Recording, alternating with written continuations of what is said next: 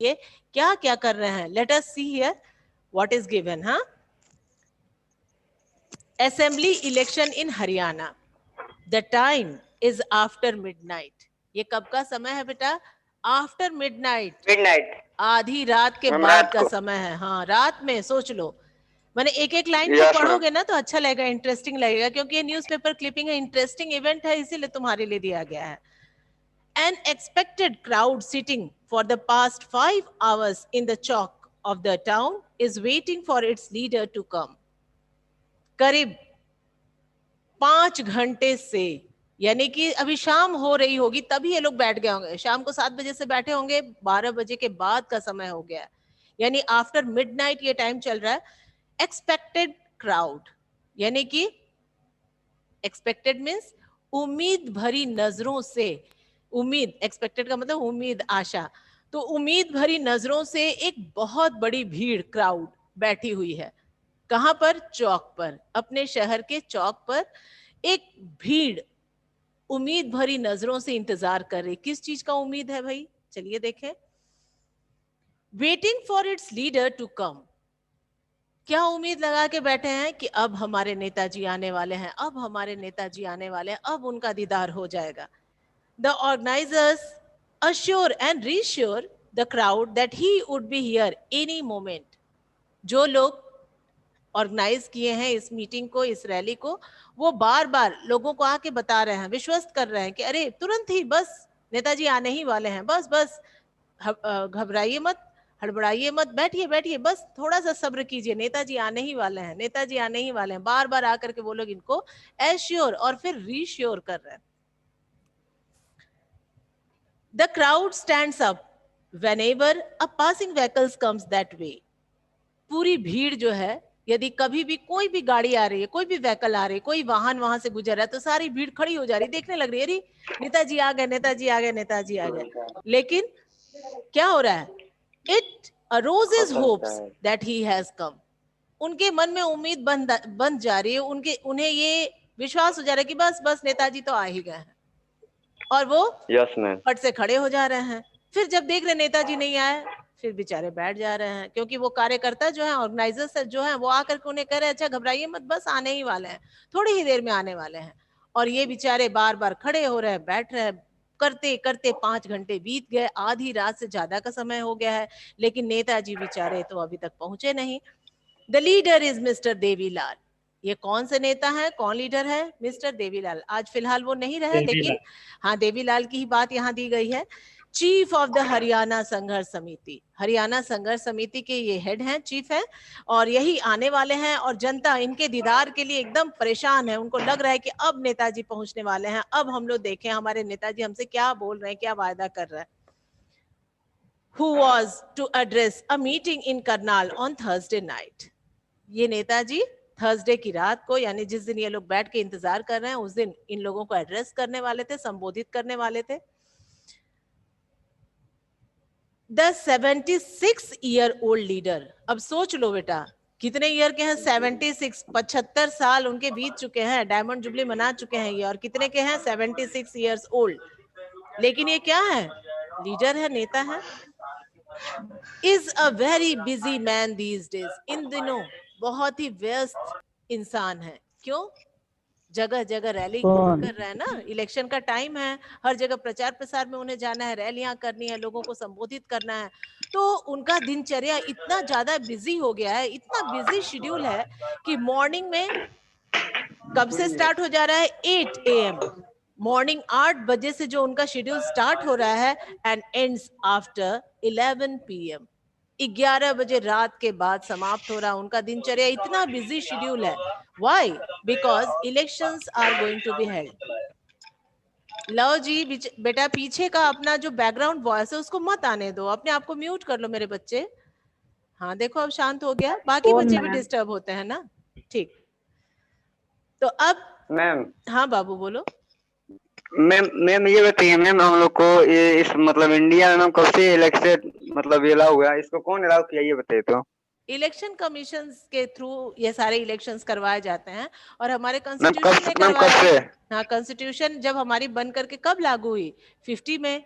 तो 51 में हमारा 15 फर्स्ट, हाँ 51 में हमारा फर्स्ट जनरल इलेक्शन हुआ, साल भर के बाद ही ना होगा। यस मैम, तो 51 में हमारा यस पहला आम मैम, चुनाव हुआ। हमारे जब बन गए, कॉन्स्टिट्यूशन बन के रेडी हो गया, हमारे लिए जो भी रूल रेगुलेशंस थे, जो भी हमारे लिए स्ट्रेटेजीज थी, वो सारी चीजें उसमें दे दी गई। उसके बाद इलेक्शन कराया गया। तो वही चीजें, इसके यस पहले क्या थी, इंटरिम गवर्नमेंट थी। 1951 में मैम। हाँ 51 में। इसके पहले इंटरिम गवर्नमेंट यस थी। इंटरिम गवर्नमेंट मतलब अंतरिम सरकार, जो जवाहरलाल नेहरू मैम, उसमें भी पीएम तो थे। इलेक्शन, जवाहरलाल मैम नेहरू तो उस उसमें भी समय तो पीएम इलेक्शन थे। होता होगा। इलेक्शंस अभी जो जनरल इलेक्शंस थे, जिस तरह से आज इलेक्शन होता है, ये नहीं हो रहे थे। वो अपने तरीके से लोग अपने रिप्रेजेंटेटिव भेजे थे। जैसे कांग्रेस का सेशन होता था ना, Indian national Congress, yes ma'am, जिसकी स्थापना 1885 में हुआ था। तो उसमें जो मेंबर्स जाते थे, डेलीगेट्स हर इलाके से, तो उन लोगों ने बैठ करके, जो कांग्रेस के जो मेंबर्स थे, उन लोगों ने ही अपने लीडर के रूप में इन्हें चुना था। और फिर ये वहां के, मैंने हमारे यहाँ के इंटरिम गवर्नमेंट यानी अंतरिम सरकार के वो प्राइम मिनिस्टर बने थे। यस मैम, लेकिन जो जनरल इलेक्शंस है, जैसे अभी जो रिप्रेजेंटेटिव गवर्नमेंट हमारी बनती है, तुम लोगों ने फर्स्ट या सेकंड लेसन में पढ़ा होगा कि 2 types of democracies are there. First is yes direct ma'am, and another is indirect. Direct, हाँ, तो direct indirect. Yes direct ma'am, जो डेमोक्रेसी है, वहां इनडायरेक्ट। पे तो लोग माने प्रत्यक्ष रूप से चुन लेते हैं। लेकिन जो इनडायरेक्ट डेमोक्रेसी है, वही ज्यादातर देशों में आज प्रैक्टिस्ड होती है। इंडिया में भी इनडायरेक्ट ही डेमोक्रेसी है, क्योंकि हमारे यहाँ इतनी बड़ी आबादी है, इतनी डाइवर्सिटीज है, और हर जगह का रीजन और हर जगह का जो लैंग्वेज है, ये सारी चीजें, उनका रिलीजन है, क्षेत्र यानी रीजन, ये सब चीजें अलग अलग हैं। तो वो एक ही बार में सारे लोगों को एक जगह एकत्रित कर पाना संभव नहीं होगा, एक दिन में ही सारा इलेक्शन भी करवा पाना संभव नहीं होगा। तो इसलिए हम लोगों में ने यस भी मैम, रिप्रेजेंटेटिव डेमोक्रेसी को ही अडॉप्ट किया है। तो हमारे यहाँ भी रिप्रेजेंटेटिव डेमोक्रेसी है। और ये इलेक्शंस 1951 में फर्स्ट टाइम जनरल इलेक्शन हुआ था, और उसके बाद से अभी तक चल रहा है। हमारा देश दुनिया का सबसे बड़ा मतलब डेमोक्रेसी है। इनडायरेक्ट मतलब इनडायरेक्ट मतलब हम लोग ना, डायरेक्ट जो हमारे पीएम है या सीएम है, उनको हम डायरेक्ट नहीं चुनते। हम लोग क्या करते हैं, हम लोग अपने मैम रिप्रेजेंटेटिव्स को चुन देते हैं। यानी कि विधानसभा या लोकसभा के कंस्टिट्यूएंसीज बना दिए जाते हैं। अभी पढ़ोगे उसको, कैसे कैसे होता है इलेक्टोरल पॉलिटिक्स हमारे देश में, what is the process of elections in our country. तो हम लोग क्या करते हैं, डायरेक्ट पीएम को हम लोगों ने नहीं चुना। हम लोगों ने क्या चुना, मैम, पहले हम ही विधायक, लोग, पहले अपने आप को विधायक को। यस मैम, विधायक को चुने या सांसद को चुने। तो ये लोग क्या करते हैं, एमएलए या तो को। विधानसभा में पहुंचते हैं, जो विधायक है उनको हम लोग एमएलए कहते हैं, और जो सांसद है उनको हम लोग एमपी कहते हैं। वो कहाँ पहुंचते हैं, वो संसद भवन में यानी पार्लियामेंट में जाते हैं, जो लोकसभा के मेंबर्स होते हैं। अब वहां पे जिस पार्टी को सबसे ज्यादा सीट मिली रहती है, उस पार्टी का जो लीडर वो होता है, उसी को विजय होती है। वही जो उस पार्टी का जो लीडर है, वही पीएम चुना जाता है। और राज्यों में यानी स्टेट्स में वो सीएम होता है। तो हम लोग तो डायरेक्ट उस व्यक्ति को नहीं चुने, लेकिन वो सबसे बड़े पार्टी का लीडर है, सबसे बड़े पार्टी का तो वो। मैम तो हम ही लोग के ना से, मैम तो हम ही लोग के हेल्प से तो हुआ है। तो डायरेक्ट नहीं ना हुआ, इनडायरेक्ट हुआ। हमारे नो हम मैम, लोगों ने इनडायरेक्ट रिप्रेजेंटेटिव्स को हुआ। चुना, इसीलिए इसको इनडायरेक्ट क्योंकि बीच में भी डेमोक्रेसी। तो कोई आ रहा है, को बीच दे में रहे कोई थे। आ रहा है। मैम कहाँ बीच सबको में कौन आ अधिकार रहा है, था उसमें मैम पहले। कोई मैम स्पेस से पहले वोट देने वाला है। सबको अधिकार। सुनाई नहीं दे रहा मेरे बच्चे, क्या बोल रहे हो। मैम कोई स्पेस से वोट देने वाला है। स्पेस से वोट देने वाला है, कौन स्पेस से वोट देने वाला है भाई। तुम्ही लोगों में से कोई है क्या जो 18 ईयर्स से भी बिलो हो। मैम जो चलो बोल रहा है लेसन को, वही है। हाँ चलो लेसन को कंटिन्यू करो बेटा। फालतू अनर्गल बकवास करने से क्या फायदा है। मैम इसीलिए ना म्यूट मैम कर देते मैम हैं। जब पहले म्यूट कर देंगे तो तुम लोग ना कुछ पूछ पाओगे, ना इतना इंटरेस्टिंग कन्वर्सेशन हो पाएगा, और झक मार के सुनना पड़ेगा। क्या फायदा मैम अनर्गल बात पहले करके और इलेक्शन समय में सबको बिताने से। अधिकार था। इम्पोर्टेंस मैम समझो, समय की क्या जरूरत है, क्या समय की यस मैम नजाकत सही है। बोल रही हैं। एक तो तुम्हारे मैम पास एक तो पहले इलेक्शन चार्ज में सब चार्ज नहीं होगा, लाइट नहीं है, अननेसेसरी तुम अपना टाइम किल कर रहे हो, मैडम का भी टाइम वेस्ट कर रहे हो। हम लोग इसी के लिए क्लास ले रहे हैं बेटा। बोलो, क्लास तुम्हारा पढ़ाने के लिए ले रहे हैं ना। तुमको भी देखना है कि हमें क्या नहीं आ रहा है, क्या डाउट है। गिने चुने मिनट का तो क्लास होता है, और उसको भी तुम इसी तरह वेस्ट कर देते हो। गलत बोल रहे हैं मैम क्या हम पहले लोग। इलेक्शन में सबको अधिकार था। पहले ये टॉपिक पढ़ो, उसके बाद पहले और बाद में तुम्हारे तरह सब पहले पहले करने लगेंगे बेटा। तो यहाँ पे अभी तक करीब 43 बच्चे ज्वाइन हो चुके हैं, और करीब 70 बच्चे ज्वाइन होंगे। वो पहले पहले जिसका कोई मतलब नहीं है तुम्हारे इस लेसन से, तुम्हारे इस टॉपिक से, उस पे हम क्यों बहस करेंगे? जब ये लेसन को पढ़ लोगे, लेसन क्लियर हो जाएगा, इससे संबंधित जितने भी टर्म्स है उससे तुम फैमिलियर हो जाओगे, फिर पूछना। हम लोग तो करते ही हैं रिवीजन क्लास, डाउट क्लास तुम्हारा होगा। आज तो इंट्रोडक्शन दे रहे हैं तो कम से कम इसको जान लो कि ये इंट्रोडक्शन किस बेस पे दिया जा रहा है। तो एक पेपर क्लिपिंग है, न्यूज पेपर क्लिपिंग, उसी के माध्यम से इंट्रोड्यूस किया गया है तुम्हारा लेसन। उसके बाद वो सारे टर्म्स आएंगे जो तुम पूछ रहे हो, जो तुम जानना चाहते हो, फिर उसके बारे में डिस्कस करेंगे। पहले ये तो जानो कि ये क्या होता है, कैसे होता है, ठीक है? वरना तुम ही बोलोगे तो बाकी लोगों को कैसे मौका मिलेगा? सब चाहेंगे कि हम ही बोलें, तो यही होता रह जाएगा और 40 मिनट का समय बहुत ज्यादा नहीं, तुरंत खत्म हो जाएगा। Am I wrong? गलत बोल रहे हैं क्या? No ma'am. चलो मेरे बच्चों, जब तक तुम लोगों का साथ नहीं मिलेगा मेरे बच्चे, तब तक हम लोग नहीं पढ़ा पाएंगे। इसलिए तुम्हारा कोऑपरेशन बहुत जरूरी है, और तुम्हारा कोऑपरेशन मिलेगा ही, क्योंकि तुम्हें तो मार्क्स पाना है, तुम्हें तो एग्जाम्स देने हैं, क्लास प्रमोशन तुम्हारा होगा। हमारे लिए तो इस तरह से बैचेस आती जाती जाएंगी, कोई फर्क नहीं पड़ता है। बहुत सारे टीचर्स हैं तुम्हारे सोशल साइंस के स्टार्ट अपने कीजिए। स्कूल में, ठीक? चलिए, क्या पता स्कूल स्टार्ट हो जाए तो मेरा क्लास नहीं लगेगा तुम लोगों में, क्योंकि 10th में ही बहुत सारे सेक्शंस हैं। बहुत मैम मैंने 9th में आप नहीं रहेंगे? कहा 9th में हम कभी नहीं पढ़ाते हैं। तो बहुत पहले जब सेक्शंस कम थे तो 9th में पढ़ाते थे, जब से सेक्शंस बढ़ गए कहाँ टाइम मिल पाता है। पीरियड्स जो है वो सारे 10th में ही एंगेज हो जाते हैं। तो जो मौका मैम मिला 10th से है, नीचे किसी क्लास में नहीं पढ़ाते हैं। मैम सीनियर टीचर है, शांत रहो। तुम लोग नहीं, इतना समय मत वेस्ट करो। जो टाइम मिला है इसको यूटिलाइज कर लो मेरे बच्चों। क्यों वेस्ट कर रहे हो समय? चाहे किसी को पढ़ाए ना पढ़ाए, अभी जो पढ़ा रहे हो उसको पढ़ लो। चलो, late us see what is given here. तो ये लीडर कौन थे मेरे बेटे? The leader is mister Devilal. कौन थे leader? Devilal, chief of the Haryana संघर्ष समिति। ये किसके चीफ हैं? हरियाणा संघर्ष समिति एक पॉलिटिकल पार्टी है। अभी हम लोग चर्चा करेंगे कि कैसे कैसे पॉलिटिकल पार्टीज टिकट देते हैं, कैसे कैसे कैंडिडेट्स को खड़ा करते हैं, कैसे ये कैंडिडेट्स इलेक्शन कंटेस्ट करते हैं। ये सारी चीजें यहाँ पे यहाँ डिस्कस्ड होंगी, ठीक है? चलो अब देखते हैं क्या दिया गया है। Who was to address a meeting in Karnal on Thursday night? The 76-year-old leader is a very busy man these days. His day starts at 8 a.m. and ends after 11 p.m. उनका दिन सुबह 8 बजे शुरू हो जाता है और रात के 11 बजे तक चलता रहता है। आज तो जब लोग मीटिंग की उनकी इंतजार कर रहे हैं, रैली की इंतजार कर रहे हैं, तो मिडनाइट से भी बाहर का टाइम हो गया, यानी मिडनाइट से भी ज्यादा हो गया, लेकिन वो अभी तक यहाँ नहीं पहुंचे। यानी कि आज का दिन तो उनके लिए 11 बजे से भी ज्यादा देर का हो गया। He has already addressed 9 elections meetings since morning. सोचो कितने महान हस्ती हैं वो। 76 years old हो करके 9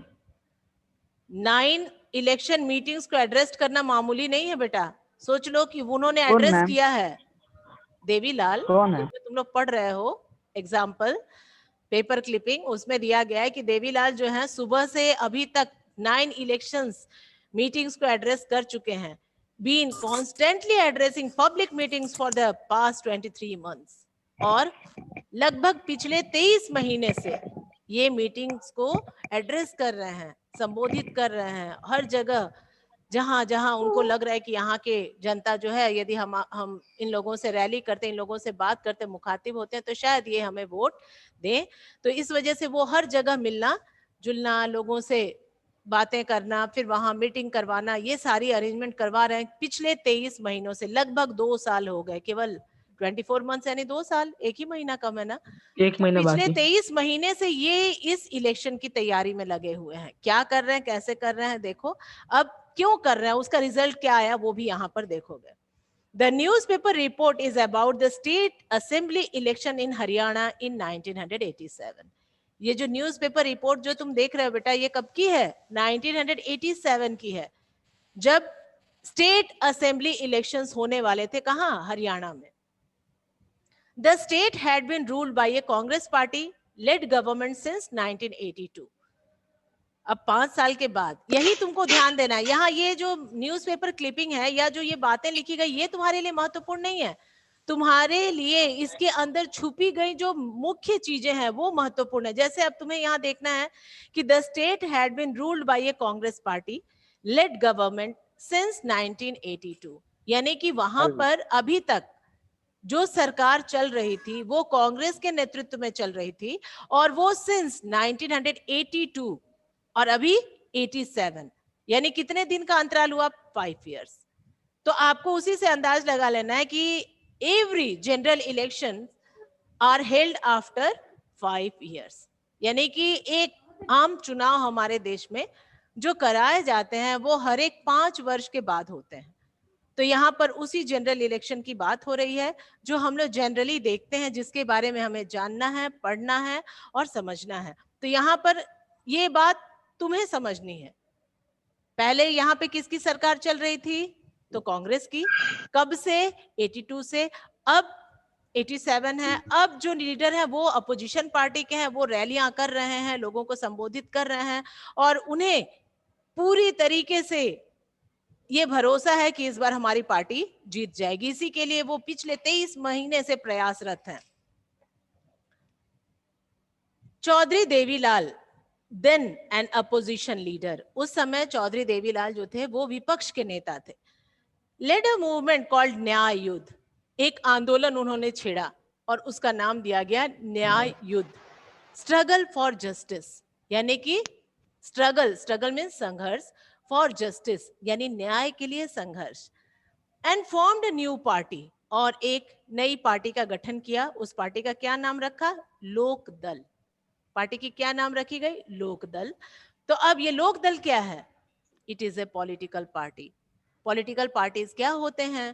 तो these are the group of the members who have the same ideology and they contest election and their motto is to win election and to run the government. Political parties क्या होते हैं? तो ये एक जैसी विचारधारा वाले लोगों की समूह होती है जो चुनाव लड़ते हैं, और उनका मुख्य एम क्या होता है, उद्देश्य क्या होता है कि चुनाव को जीतना और सरकार बनाना और उस सरकार को चलाना।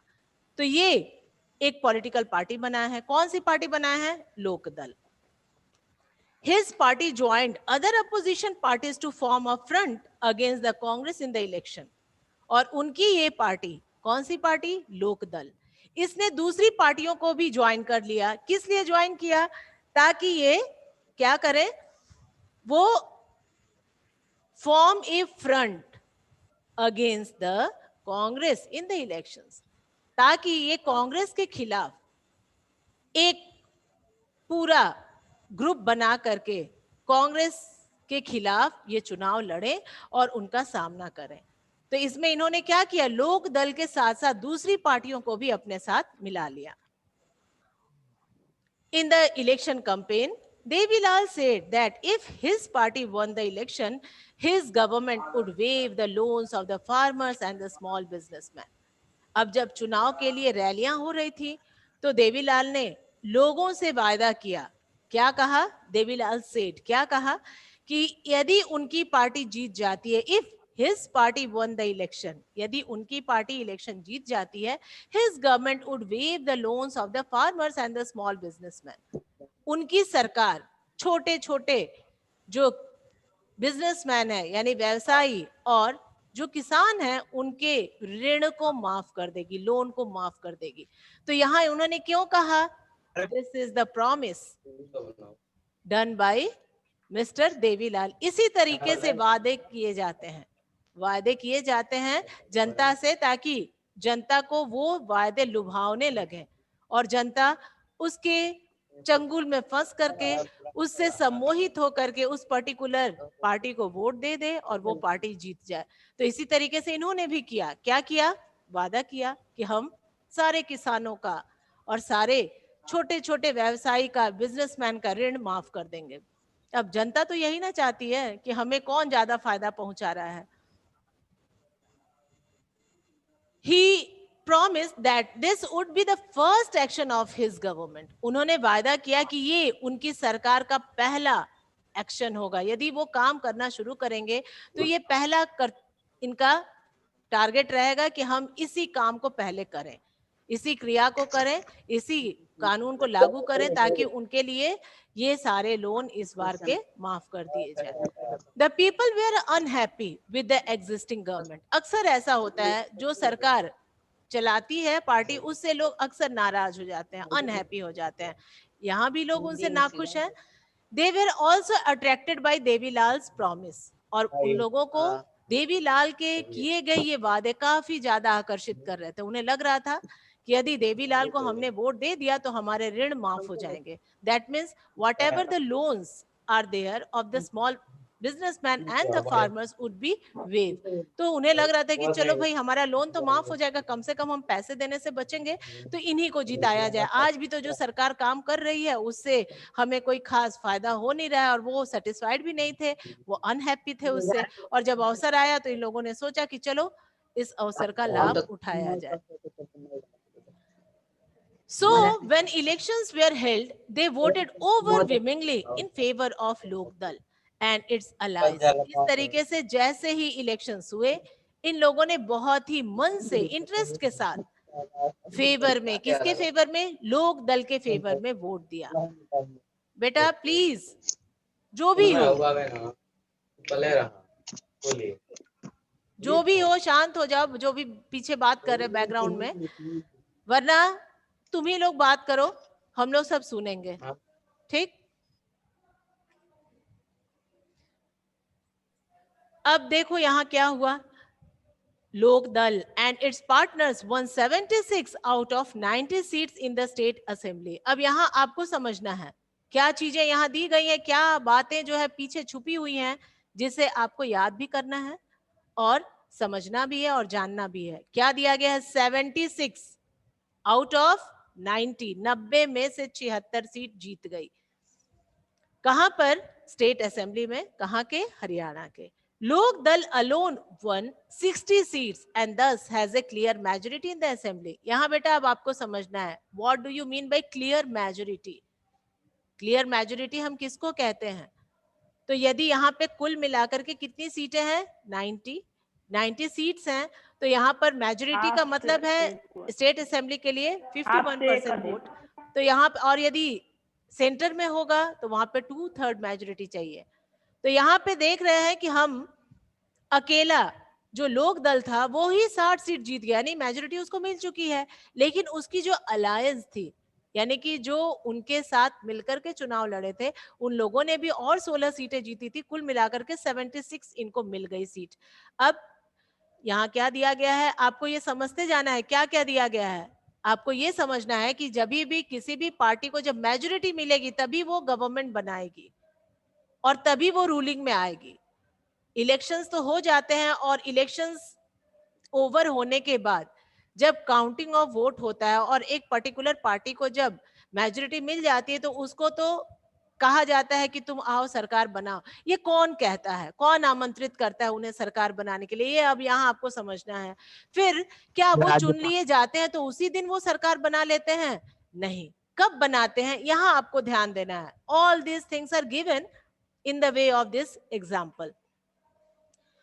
तो कहा जा रहा है यहाँ पे कि the Congress could win only 5 seats. Congress को कितनी सीटें मिले? केवल 5।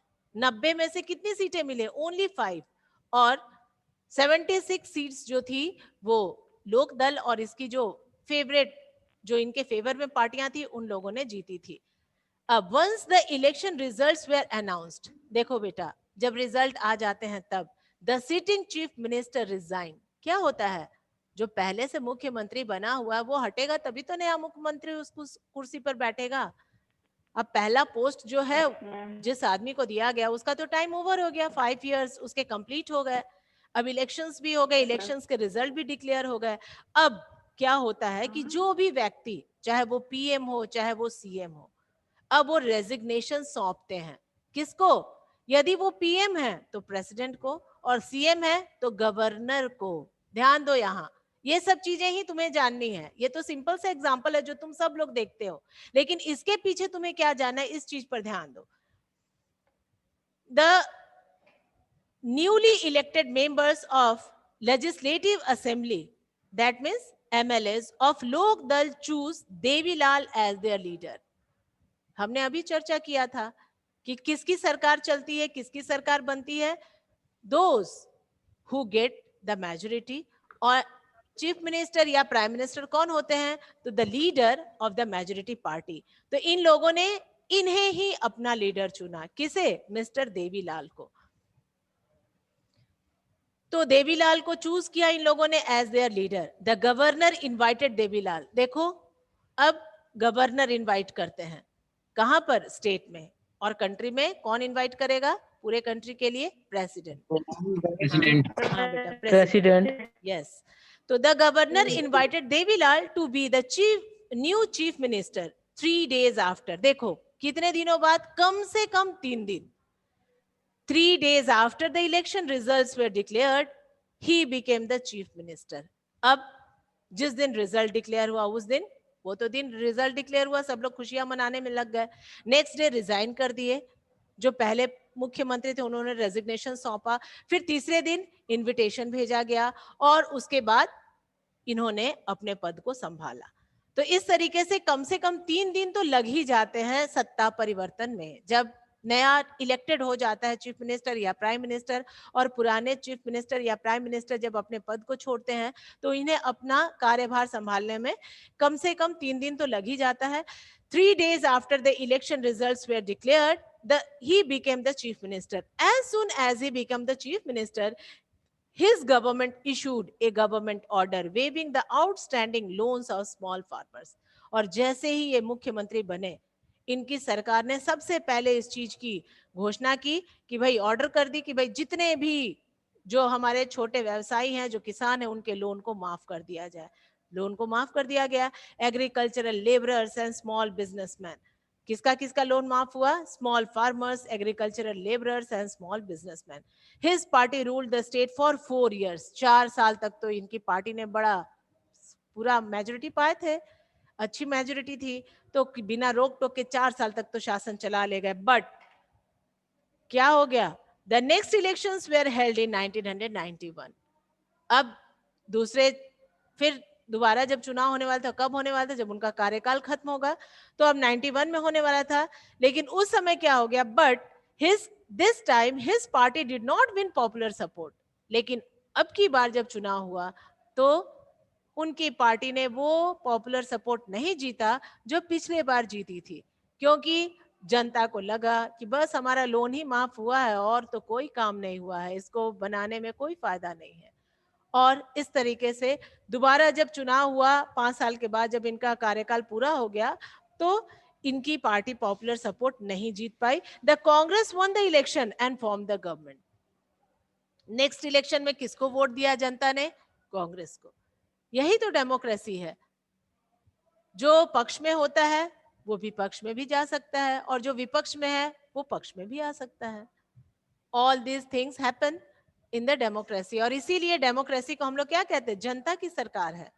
और जो पार्टियां अच्छे से काम करती हैं उन्हें फिर से चुन करके आने का अवसर मिल जाता है, क्योंकि जनता जितनी होशियार रहेगी, जितने ज्यादा पार्टिसिपेट करेगी, जितना अच्छा इनका पार्टिसिपेशन होगा, उतने अच्छे से गवर्नमेंट रन करेगी। और डेमोक्रेसी चूंकि जनता की सरकार है तो जनता की भागीदारी तो बनती है। तो वही एग्जाम्पल के तौर पे तुम्हें यहाँ पे ये लेसन इंट्रोड्यूस किया गया है। अब हम लोग कल पढ़ेंगे क्या? Why do we need elections? हमें इलेक्शंस की आवश्यकता क्यों पड़ती है? जबकि हम लोग देखते हैं इलेक्शंस में काफी खर्चे हो जाते हैं, अलग अलग तरीके से अलग अलग राजनीतिक दल प्रचार प्रसार करते हैं, इतना बंटवाते हैं। तुम लोग कह रहे हो ना, पैसा बंटवाते हैं, कपड़ा बंटवाते हैं, फिर खिलाते पिलाते हैं, और उसके अलावा जगह जगह पर माइक लगाएंगे, मंच बनाएंगे, लोगों को आमंत्रित करेंगे, पंपलेट बनवाएंगे, रैलियां करेंगे, सैकड़ों सैकड़ों गाड़ियां, अलग अलग तरीके पंपलेट से क्या लोगों होता को है? बुलाना। पंपलेट उस पेपर का चिपकाते हैं ना जगह, पोस्टर जैसा। दीवालों पोस्टर पे। पोस्टर हाँ, दीवार वगैरह पर पो- पोस्टर्स, तो वही सब। तो ये सब Yes. चीजों पे खर्च होता है ना। यहाँ से वहां घूमेंगे फिरेंगे, लोगों को बताएंगे, समझाएंगे, माइक लगा लगा करके। देखते ही हो कितना चुनाव के समय अफरा तफरी मचा हुआ हम रहता है। अपने और आकर्षित करते हैं। हाँ, वो अट्रैक्ट करते हैं कि हमें वोट मिले और हम लोग क्या करें? सरकार यस मैम। बनाए। और जब हमारी सरकार बन जाएगी तो फिर हम लोग अपने तरीके से हैंडल करेंगे। अच्छा काम करेगी तो जनता फिर उन्हें बनाएंगी। यदि अच्छा काम वो नहीं करते हैं तो जनता उन्हें नकार देती है। यही तो उनका रिवॉर्ड है। यदि अच्छा काम किए तो रिवार्ड के रूप में फिर उन्हें सरकार बनाने का मौका मिलता है, वरना जनता उन्हें पनिश करती है, हटा देती है सत्ता से, वो बाहर हो जाते हैं, हार जाते हैं, मेजोरिटी नहीं मिल पाती उन्हें। ओके, तो ये टॉपिक तो अभी हमारा हुआ, मैम कल को हम लोग पढ़ेंगे why do we need elections. Yes बेटा, अब जिसको जिसको जो पूछना था अभी पूछो, क्या है बोलो। पुराने वाले चीफ मिनिस्टर है उनको रिजाइनेशन देना पड़ेगा। पुराने वाले जो